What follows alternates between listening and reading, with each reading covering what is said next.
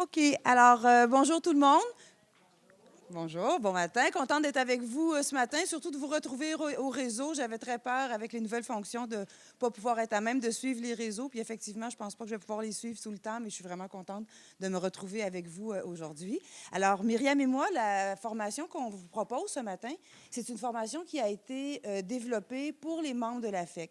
Nous voulions vraiment conscientiser les membres de nos syndicats sur justement les inégalités sociales et la construction sociale, comment c'est un processus qui est construit. Et nous voulions en fait préparer un document qui soit une espèce de clé en main qui peut être repris dans les syndicats par les membres elles-mêmes et qu'elles soient à même de présenter la formation soit à des étudiants, soit à des profs, soit au personnel de soutien ou autre. Hein, on voulait vraiment que ça soit là, un outil pour faire prendre conscience de ces problématiques-là dans nos syndicats. Elle a été présentée en congrès, elle a été présentée devant des étudiants au cégep de Victo et aujourd'hui, bien, elle atterrit ici devant vous et on est heureuse là, de partager cette formation avec vous.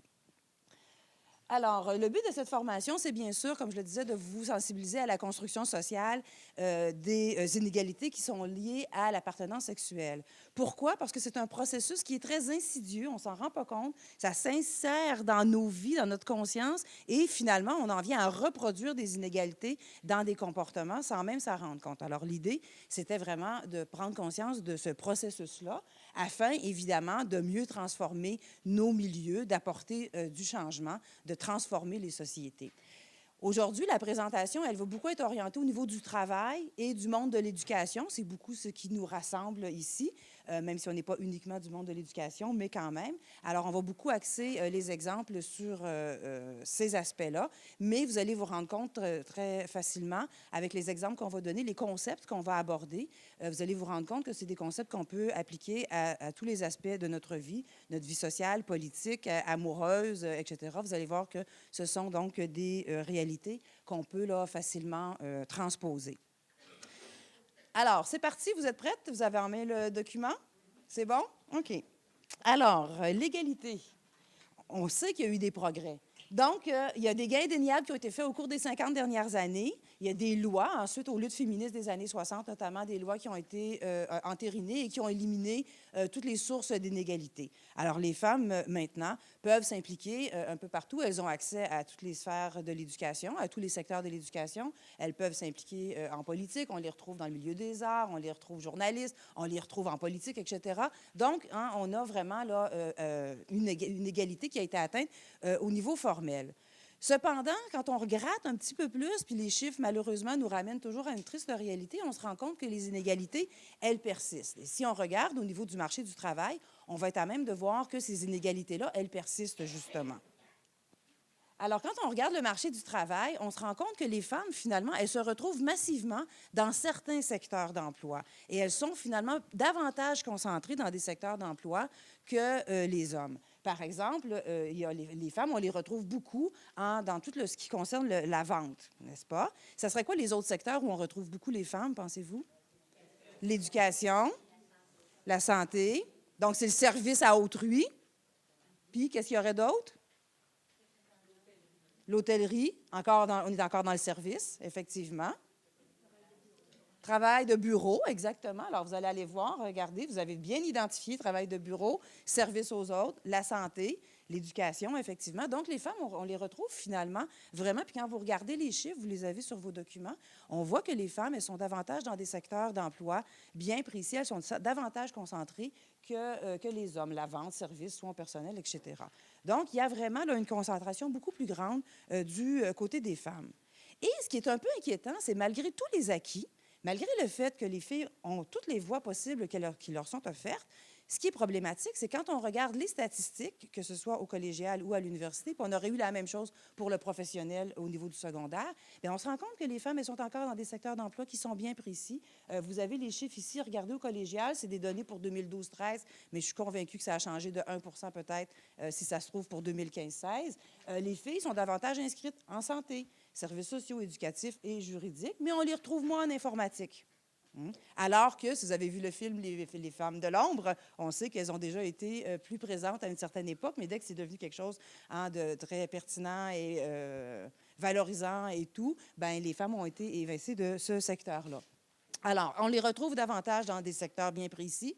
Et c'est la même chose aussi à l'université. Vous avez les chiffres, les femmes sont davantage dans le secteur de l'éducation, hein, on l'a nommé tantôt, dans les soins de santé, en lettres, en sciences humaines, évidemment, en arts, mais sciences appliquées, hein, les génies mécaniques et autres, on les retrouve en biologie, mais plusieurs, 11 secteurs en génie où elles sont vraiment minoritaires. Donc, on voit encore que les filières sont bien déterminées et que les filles, et comme les garçons d'ailleurs, se retrouvent eux aussi, évidemment, dans des secteurs bien déterminés. Alors, c'est les chiffres que que vous pouvez retrouver. Alors, au fond, il y a des gens qui vont parler facilement d'un phénomène qu'on parle de ségrégation professionnelle.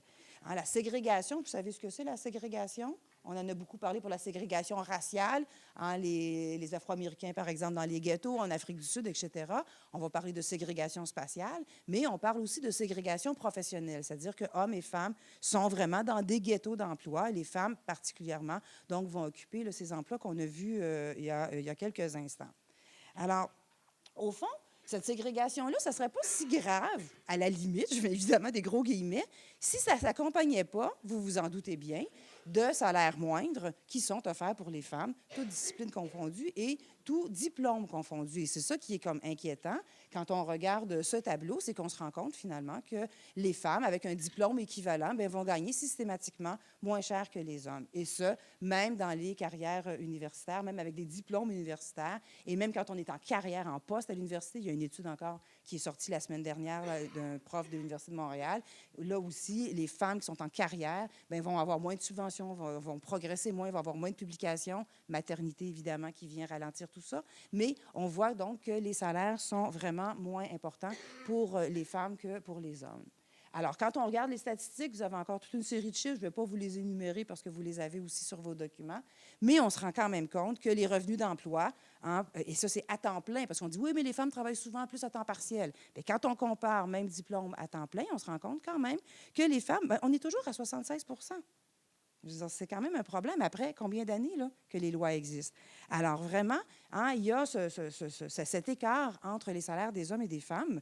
Hein, et on se rend compte aussi que même pour les plus hauts salaires, les plus hauts diplômés, bien, il y a cet écart. Et évidemment, pour les filles et les garçons qui ont un diplôme d'études secondaires, bien, les femmes vont être en pourcentage plus grand à gagner moins de 20 000 $ que les hommes. Donc, c'est systématiquement des femmes qui sont moins payées. Alors, c'est sûr qu'il y a eu des progrès qui ont été observés, il y a des lois qui ont été mises en place et ça a fait en sorte quand même que les écarts se sont réduits. On parlait de 50 ou de 60 % il y a une trentaine d'années.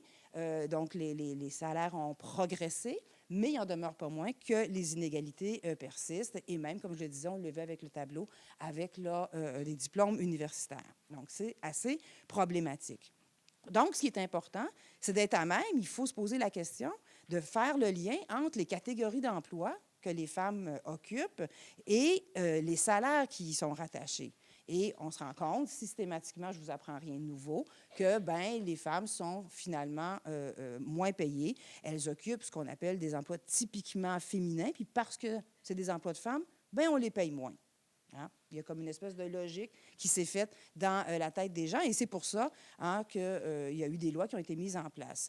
Donc, il y a au fond une dévalorisation systématique hein, du travail des femmes, des tâches en fait qui sont associées au travail des femmes parce qu'on affirme qu'au fond, ce sont des tâches qui sont naturelles. Et là, je vous fais apparaître une image, vous allez comprendre très bien ce à quoi je fais référence. Donc, le travail en garderie, pendant combien d'années les femmes ont été sous-payées? Pourquoi? Bien, s'occupent des enfants. C'est naturel, voyons, c'est inné, mesdames, n'est-ce pas, hein, de changer les couches et de faire l'éducation des enfants. Donc, ça vient valoriser, ça vient, justifier le fait qu'on va payer à très faible salaire les femmes qui travaillent en service éducatif.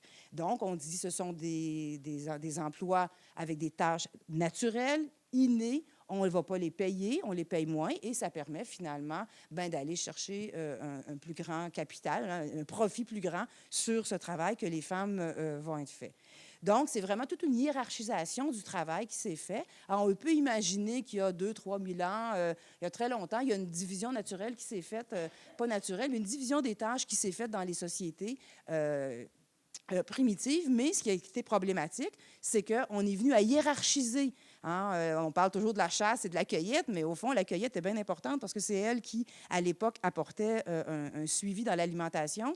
Alors, mais en même temps, il y a eu une construction sociale qui disait que c'était pas mal plus important d'aller chasser le mammouth que de cultiver. Donc, vous voyez, hiérarchisation qui se fait en des tâches et qui fait au final, avec l'industrialisation, le capitalisme qui s'est développé, qu'on va moins payer les femmes.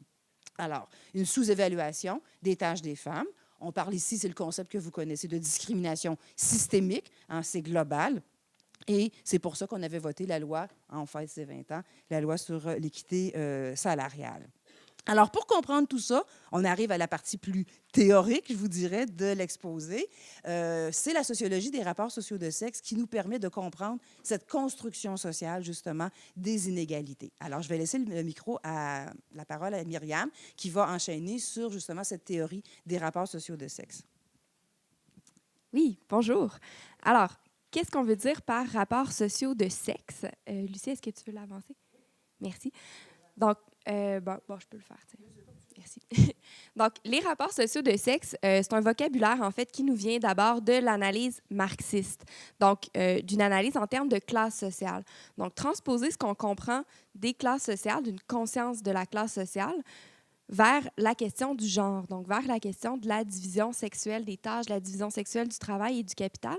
Donc, on va parler en sociologie de rapports sociaux de sexe, de rapports sociaux de classe, de rapports sociaux aussi entre donc des rapports racisés entre les personnes de différents groupes ethnoculturels. Donc, ça permet de définir des rapports de pouvoir qui existent. Donc, quand on parle en termes de rapports sociaux, on parle toujours en termes de rapports de force, de rapports de pouvoir qui existent dans la société. Et ce sont des rapports de force et des rapports de pouvoir qui sont principalement invisibilisés par le système social. Donc, ce qu'on va voir aujourd'hui, c'est un peu comment ce système-là se construit pour faire en sorte qu'il y ait une acceptation collective et tacite de ces rapports sociaux-là et qu'ils ne sont pas remis en question. Un peu pour celles qui connaissent un petit peu l'analyse marxiste des classes sociales, ça revient un peu à expliquer pourquoi, par exemple, les classes populaires acceptent leur situation et même y contribuent, mais dans ce cas-ci, appliqué à la question du genre. Donc, au lieu d'une société, dans ce cas-ci, capitaliste, qui permet de se maintenir grâce aux rapports sociaux de classe, on va parler d'une société patriarcale. Donc, vous connaissez le concept de patriarcat. C'est l'idée que dans une société, les rapports de pouvoir, les rapports de force sont divisés de façon inégale entre le groupe des hommes et le groupe des femmes et que le groupe des femmes est exclu de la plupart des lieux de pouvoir. Traditionnellement de façon effective. Donc, par exemple, on n'a pas le droit d'occuper certains corps d'emploi qui ont du pouvoir. On n'a pas le droit d'accéder à certains lieux de pouvoir, comme par exemple les tribunaux, le gouvernement, etc.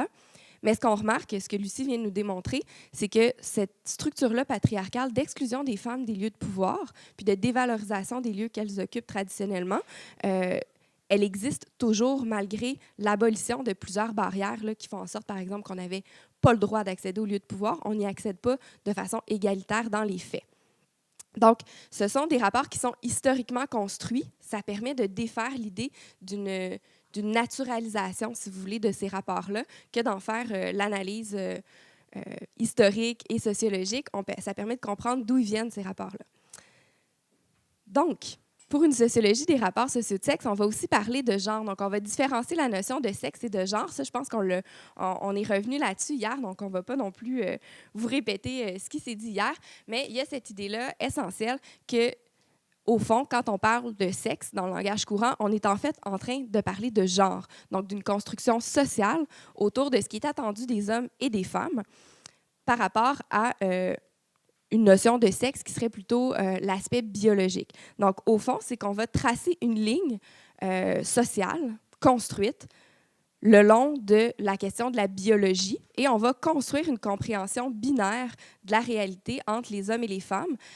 On sait même aujourd'hui que non seulement les comportements sociaux ne sont pas séparés de façon binaire, naturelle et biologique, mais que même ce qu'on accepté comme une division biologique naturelle est peut-être beaucoup plus floue que ce qu'on aurait cru au départ, puis que notre construction mentale autour de cette idée-là fait en sorte qu'on va naturaliser certaines différences biologiques. Donc, ça va nous donner une différence de pouvoir selon qu'on soit tombé d'un côté ou de l'autre de la ligne de façon très arbitraire à partir des organes sexuels constatés à notre naissance, hein, ou même aujourd'hui avant notre naissance. Donc, pour comprendre la question du genre, on a une petite BD ici qui nous démontre qu'au fond, le genre, c'est l'ensemble des caractéristiques non biologiques qui sont associées à notre appartenance sexuelle.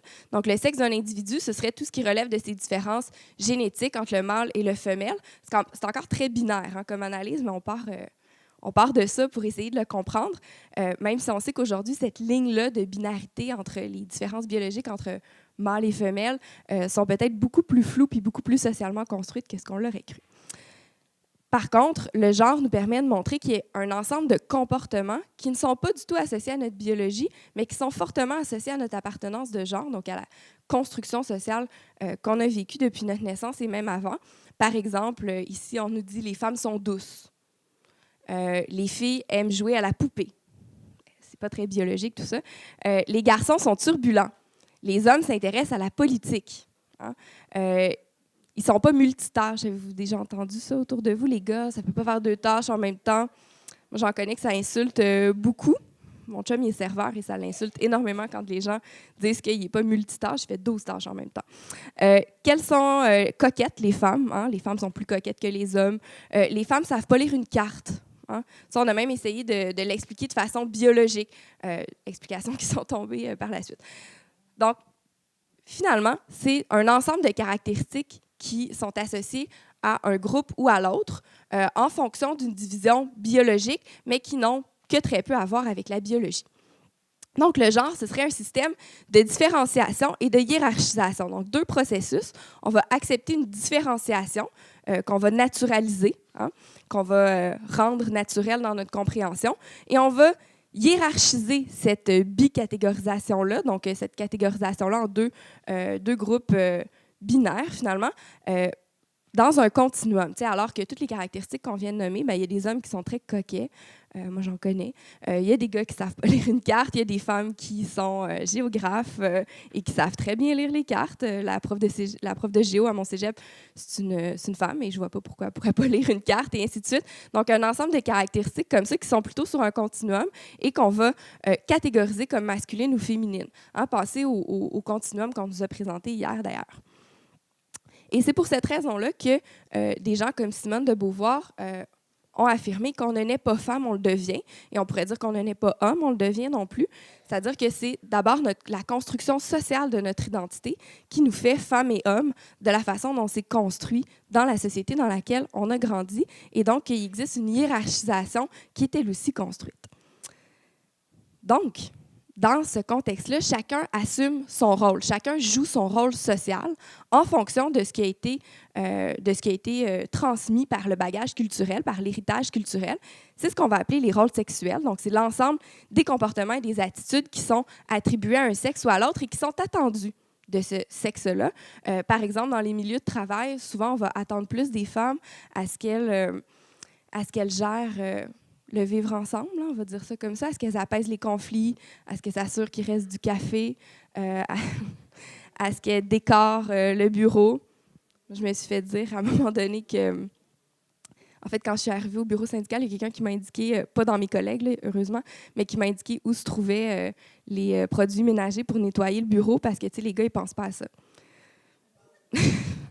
Puis c'est avéré que c'était moi qui avais sali la table, en tout cas, bref. Mais... et je ne le fais pas, là. Je n'ai pas assumé des tâches plus grandes que mes collègues, mais on s'est attendu à ça à l'origine, à ce que j'ai ce réflexe-là de penser à ça. Et souvent, on va assumer ce rôle-là aussi d'une façon qui va être naturalisée. On va penser à apporter des petites douceurs pour les gens, on va penser à apaiser des conflits ou des choses comme ça. Donc, ce sont des rôles et des comportements qui sont attendus des femmes et des hommes dans une culture donnée, ces rôles-là. Et on va comme jouer dans la pièce, si vous voulez, sans même l'avoir voulu ou sans même y réfléchir à ce rôle-là qu'on va avoir assumé. Donc, on peut se demander pourquoi est-ce qu'on assume ces rôles-là sans les questionner la plupart du temps? Hein, pourquoi est-ce qu'on joue dans la pièce sans y avoir pensé?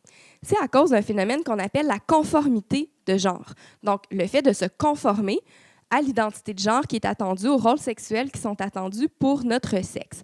Donc, on va avoir un degré d'adhésion variable face à ces standards-là, à ce qu'on va appeler en sociologie des normes. Donc, certaines personnes vont être dans le rejet de ces normes-là. Certaines personnes, au contraire, vont les accepter et les reproduire de façon très, très évidente. Et selon notre niveau de conformité de genre, on va vivre un phénomène dit de contrôle social en sociologie. Donc, le contrôle social, c'est quand, à travers des mécanismes de sanctions positives ou négatives, donc des récompenses sociales et des punitions sociales, on apprend, au moment où on se forme, où on forme notre identité dans la société, on apprend à être à l'aise avec un certain niveau de conformité face aux normes. Donc, par exemple, un exemple concret, ce serait le fait qu'on félicite beaucoup les petites filles sur leur apparence. Hein, ça, c'est une façon de sanctionner la norme. Et d'ailleurs, c'est le brise-glace classique là, avec une petite fille. Là, elle est tellement belle ta robe, qui a tressé tes cheveux, tu as une belle peignure. Sans même le vouloir, même quand on est sensibilisé au rapport socio-sexe, on a tendance à reproduire ça. Hein. C'est difficile de sortir du rôle qui a été écrit pour nous par la société. Et ce faisant, on est en train de contribuer à reproduire la norme parce que puis cet exercice-là, moi, je l'ai fait avec mes étudiantes, se forcer à, pendant un certain temps, à ne briser la glace avec une petite fille, toujours en lui offrant une autre approche que celle de l'apparence. Et c'est plus dur qu'on pense.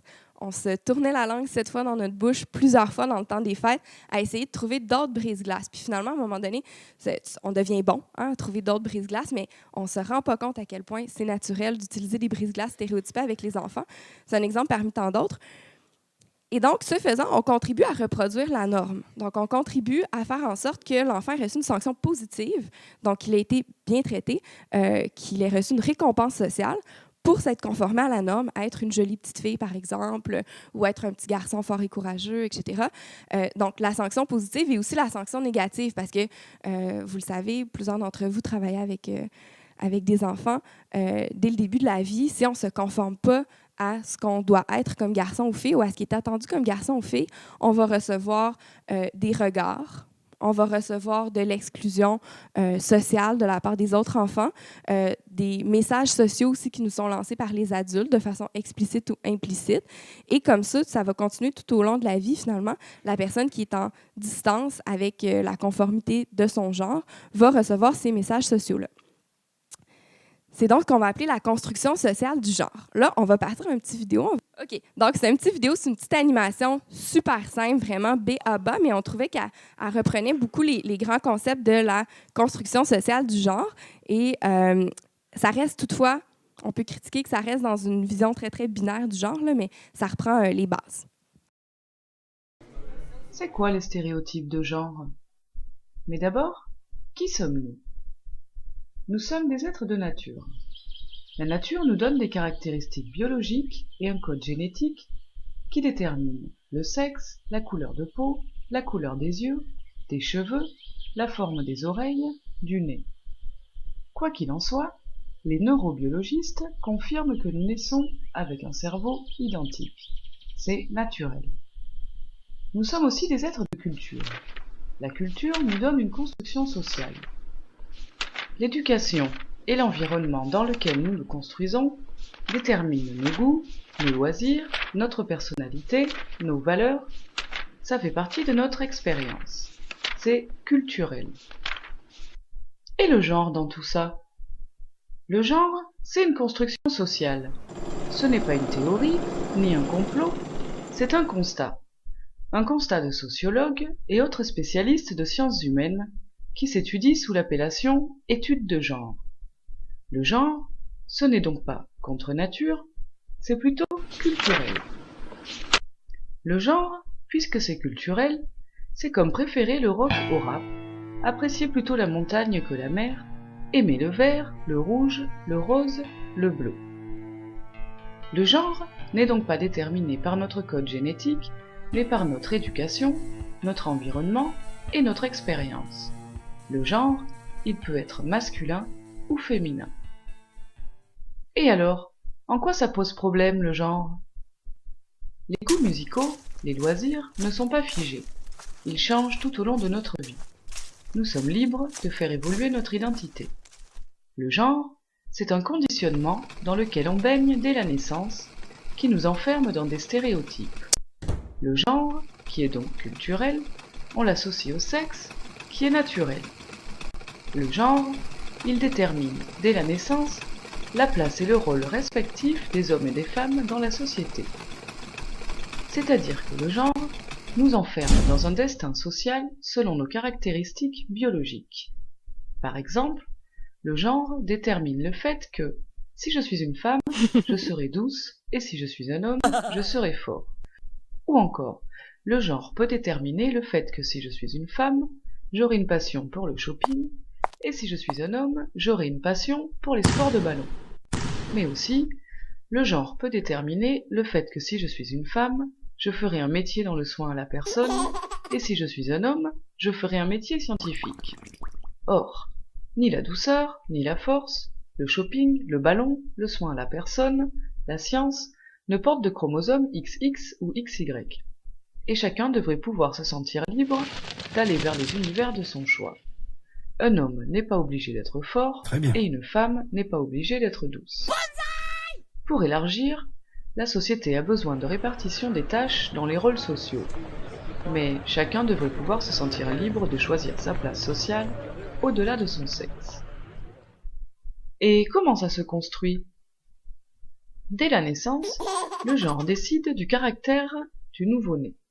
Si une petite fille pleure, on lui répondra avec des sourires. Si un petit garçon pleure, on froncera les sourcils en mimant la colère. Oula. Dès la naissance, le genre décide que les garçons aimeront le bleu et les filles le rose. On les habille de cette façon, on met ces couleurs dans leur chambre. Les petites filles préféreront les rayons et les pages roses des catalogues, avec des poupées, des habits, des dinettes, des kits ménage, qui les construiront dans un univers intérieur. Les petits garçons se dirigeront vers le bleu, avec des jeux de construction, des caisses à outils, qui stimuleront la créativité et la logique. Pendant toute l'enfance et la scolarité, le genre décide aussi de la place de l'homme et de la femme dans la société, dans les contes et les manuels scolaires. L'homme est fort et puissant, il travaille. La femme a un second rôle, est souvent en retrait, porte un tablier, un balai ou un bébé. Même dans les pictogrammes, le genre décide que les femmes changeront un bébé et que l'homme se douchera. Mais comment déconstruire ces stéréotypes ? On peut commencer par dissocier les jouets et les couleurs en fonction du sexe et donner le choix aux enfants quant au type de jeu qui leur plaît. On peut aussi revoir les manuels scolaires, la littérature de jeunesse, les spots publicitaires, tout ce qui concerne l'éducation, l'environnement et tout ce qui fait partie de notre expérience. Déconstruire les stéréotypes de genre, c'est prendre conscience qu'une caractéristique biologique ne réduit pas un destin social. Que je sois né de sexe féminin ou masculin, j'ai le choix de décider de mon avenir.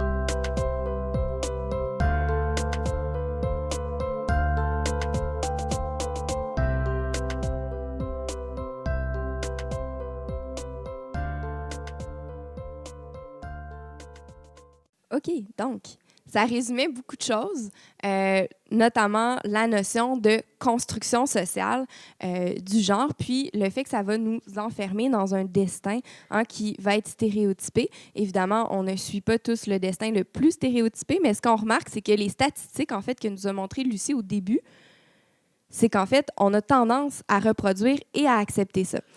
En sociologie, on va dire que c'est la différence entre le sexe biologique, les rôles socio-sexuels et l'orientation sexuelle. Est-ce que vous reconnaissez le petit bonhomme?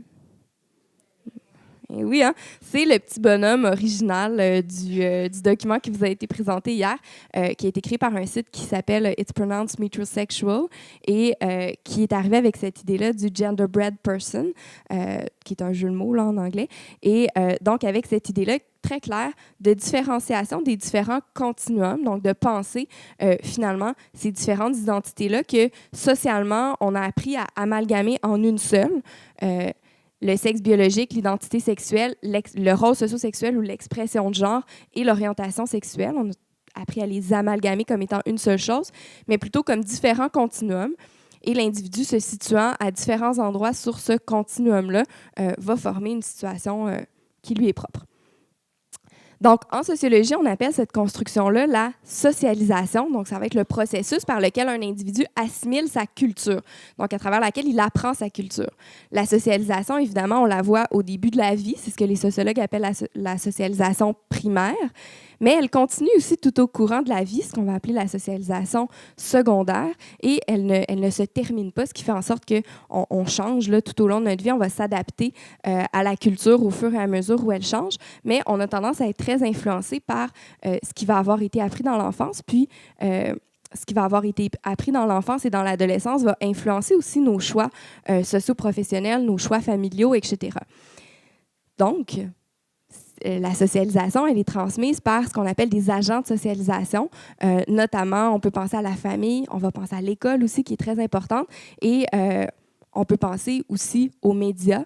Hein, les différents films, les différentes publicités, les choses avec lesquelles on met les enfants en contact de manière volontaire, mais aussi de manière involontaire, parce que chacun des agents de socialisation transmet des messages explicites, hein, des messages qu'il veut explicitement transmettre. Par exemple, si on élève nos enfants d'une façon qu'on veut égalitaire, on va transmettre des messages sociaux d'égalité explicitement à nos enfants, mais implicitement par nos comportements puis nos façons de faire, on peut aussi transmettre d'autres types de messages. Donc, d'où l'idée d'avoir à être très autocritique face à l'ensemble de nos comportements, face à l'ensemble des produits médiatiques avec lesquels on va être en contact au courant de notre vie, nos façons d'enseigner dans nos classes, etc. On passe aussi des messages sociaux implicites auxquels on n'avait peut-être pas pensé. Donc, l'objectif de la socialisation, ça va être d'intégrer l'individu à la société, d'en faire un individu conforme aux attentes de la société. C'est un concept qui nous permet de comprendre que finalement, peu importe quelle est la nature des gens, la plupart de nos comportements sociaux sont construits, donc sont d'abord une façon dont on a attendu qu'on se comporte dans notre vie. Donc, la socialisation va construire l'identité de genre par l'ensemble de ce phénomène-là de récompense-punition, mais aussi de modèles qui vont être offerts. Et si on veut travailler à déconstruire la socialisation dans une société sexiste, donc la socialisation implicite que les enfants vont recevoir, hein, on constate qu'on est dans une société qui n'est pas égalitaire encore, il faut travailler en sens inverse pour changer non seulement les messages explicites qu'on leur donne, mais aussi les messages implicites dans nos façons d'agir comme adultes. La socialisation, on l'a dit, c'est la transmission d'une culture. Donc, la transmission de cette culture-là, elle va varier hein, selon la culture dans laquelle on a grandi. Donc, on ne socialisera pas de la même façon dans une culture que dans une autre. Il va y avoir des messages sociaux, une importance sociale qui va être donnée aux notions de genre, puis notamment à la séparation stricte du masculin et du féminin, puis des comportements qui sont attendus par les femmes et par les hommes, selon la culture dans laquelle on se trouve. Ce qui veut dire que la socialisation va colorer la façon dont les populations immigrantes vont s'insérer dans le pays d'accueil. Par contre, j'aurais le goût de vous dire qu'on voit très facilement, quand il s'agit d'une autre culture, on voit très facilement les choses qui diffèrent de notre culture. Pour nous, ça devient très évident que ce n'est pas une séparation naturelle, puisque nous, on l'a appris différemment. Par contre, ce qui se trouve dans notre culture, nos comportements à nous, on a tendance à les naturaliser puis à les comprendre comme étant innés. C'est-à-dire que tout ce qui est la socialisation que nous, on a reçue, elle nous apparaît comme allant de soi, elle nous apparaît comme naturelle. Donc ça, c'est une chose à laquelle il faut probablement réfléchir. Par exemple, si on a l'impression que notre culture à nous, c'est une culture qui est égalitaire parce que officiellement, au Québec, on valorise l'égalité homme-femme, bien, les statistiques nous prouvent qu'on n'est pas dans une société qui est 100% égalitaire, puis qu'on est dans une société qui a aussi un travail de prise de conscience à faire par rapport à tout ça. Donc, je vais repasser la parole à Lucie là, pour le reste de la présentation. Merci, Myriam.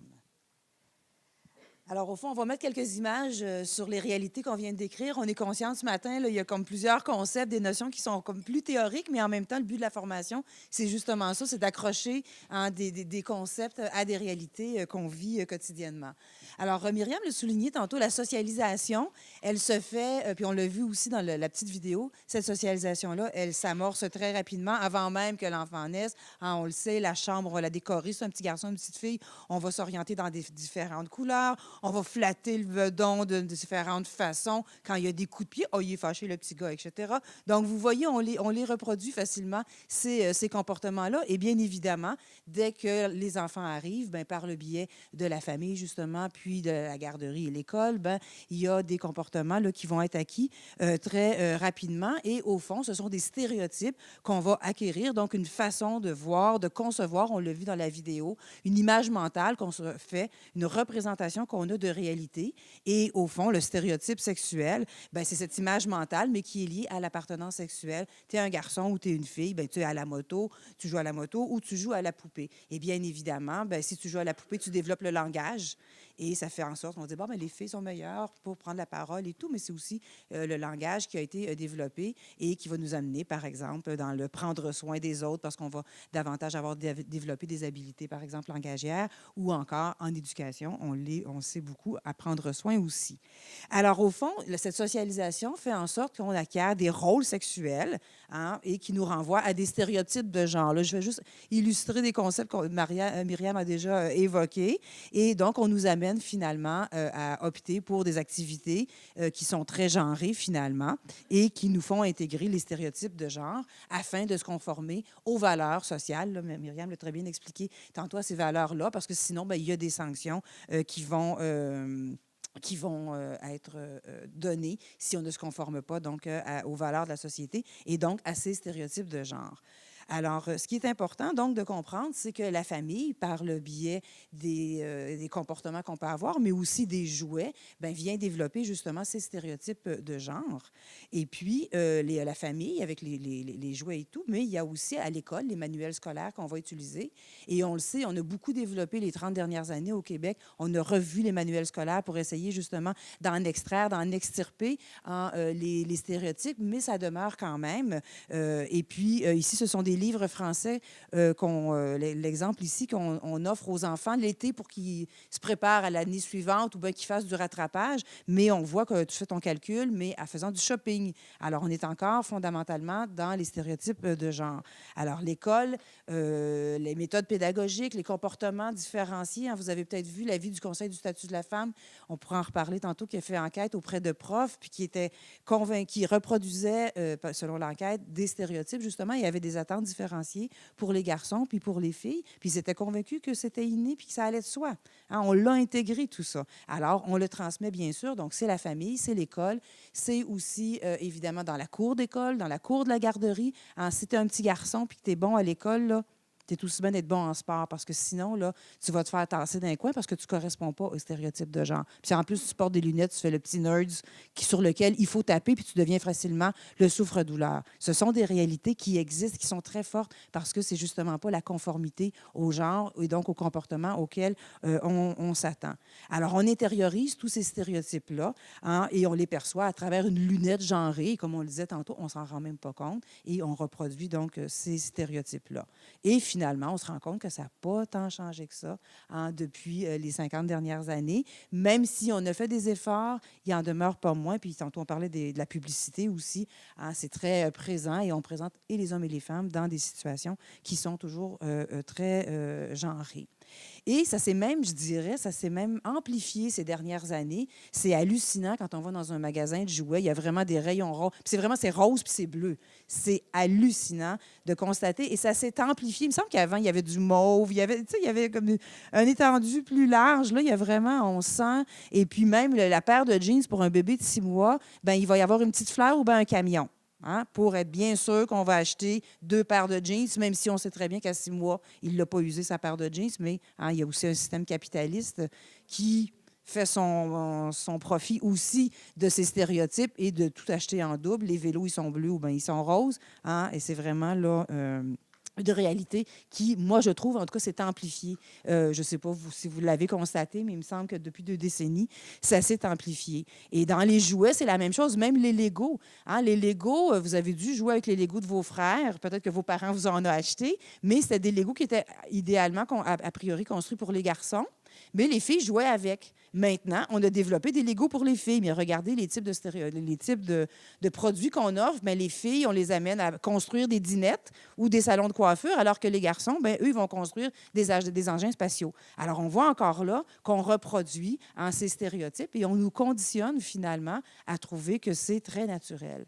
Pourtant, c'est particulier parce que Lego, au début des années 80, avait quand même fait toute une campagne et il y avait toute une lettre qui était à l'intention des parents en leur disant, écoutez, les enfants, ils sont créatifs, tout ce qu'ils veulent, il faut les laisser créer, il faut laisser leur imagination et les garçons et les filles ont toutes sortes d'intérêts. Il y a des filles qui s'intéressent aussi aux engins spatiaux, par exemple, et il faut leur laisser toute cette diversité. Alors, c'était en 80. Regardez aussi les couleurs. On n'est pas dans le rose et dans le bleu, on est en jeans. Bon, c'était les gains qui avaient été faits à l'époque, mais on voit depuis que Lego a été... les sirènes du capitalisme l'ont attiré et s'est organisé maintenant pour vraiment développer des produits là, qui sont et pour les garçons et pour les filles et qui fondamentalement nous renvoient donc à ces stéréotypes de genre dont on parlait.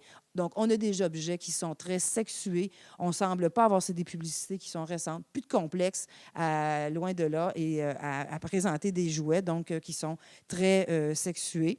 Alors, celle-ci, je l'aime bien parce qu'au fond, quand on est jeune, ben, on nous renvoie à des activités bien précises, dans des sphères d'activités bien précises qui vont faire que finalement, on va s'enligner dans des filières professionnelles bien précises qui font en sorte que ça, les statistiques qu'on a vues tantôt.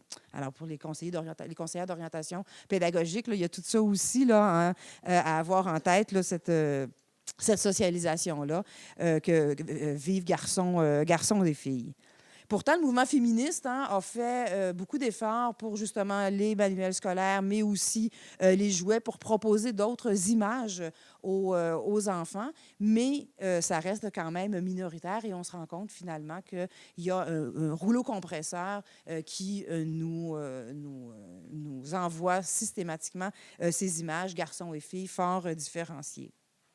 Alors, ce que ça fait finalement, c'est que oui, il y a eu des progrès. Et on est tous à même de le constater. La preuve, on est tous là, on travaille, on a des emplois, des vies professionnelles qui sont pleines et bien remplies. On s'accomplit comme individu, mais en même temps, il y a quand même, on le vit avec les chiffres, il y a quand même là, des inégalités qui persistent. La ségrégation professionnelle, elle est encore là. Les stéréotypes de genre, ils sont encore très présents. On les reproduit et ça s'exerce au détriment des femmes parce qu'elles sont toujours, comme on l'a vu au début, je suis en train de faire la boucle, dans des filières professionnelles qui sont typiquement féminines et, si ça se trouve, moins bien payées. On l'a vu aussi. Les femmes, elles ont des revenus moindres, donc, et elles sont sous-représentées, on l'a évoqué tantôt, dans des lieux décisionnels, dans les structures syndicales, les lieux de pouvoir. Elles sont moins représentées. Il y a le fameux plafond de verre, n'est-ce pas, qu'on évoque tout le temps, et ça reste encore très présent. Par exemple, les femmes, elles atteignent rarement la parité en politique. On juge autour de 40 %. Alors, elles y sont très peu. Et elles sont aussi sous-représentées là, dans les instances, que ce soit syndicales, dans les conseils d'administration ou autres. Il y a encore des gains énormes à faire à ce chapitre-là. Et au fond, les personnes qui vont transgresser ces stéréotypes, bien, elles vont se faire souvent ramener à leur nature, elles vont se faire essentialiser, naturaliser. Et il y a un gars qui a fait une analyse de toutes les caricatures qui sont sorties lors de la campagne de Pauline Marois et après son élection. Et systématiquement, on la représentait toujours dans des rôles liés à des tâches domestiques. Alors, c'est une façon, finalement, de dévaloriser cette femme en politique. Et on n'a qu'à penser à qui, dernièrement, on l'a vu à tout plein, à Hillary Clinton. Je veux dire, on la ramenait systématiquement, on lui attribuait, si elle était un peu agressive, elle est trop agressive, elle est trop hystérique. Alors, tous les comportements, les attitudes, ben, on n'attend pas la même chose d'un homme et d'une femme. Et en politique, c'est très difficile, puis on l'a très bien vu. Mais cette analyse-là qui a été faite là, pour Pauline Marois, les caricatures, c'est assez intéressant. Là. Elle va faire le ménage. Bien, on voit avec Charest qui est dans la machine à laver. On renvoie toujours à ce qui est typiquement féminin. Puis, on ne s'en rend pas compte. On l'intègre. C'est ça, la socialisation. Hein? Donc, il faut en être conscient pour être à même de déconstruire tout ça. Donc, on est rendu à la conclusion déjà et on bat tous nos records, Myriam. Alors, ce qui est important de comprendre, c'est que ce n'est pas la différence qu'on est en train de critiquer. Ce n'est pas ça du tout.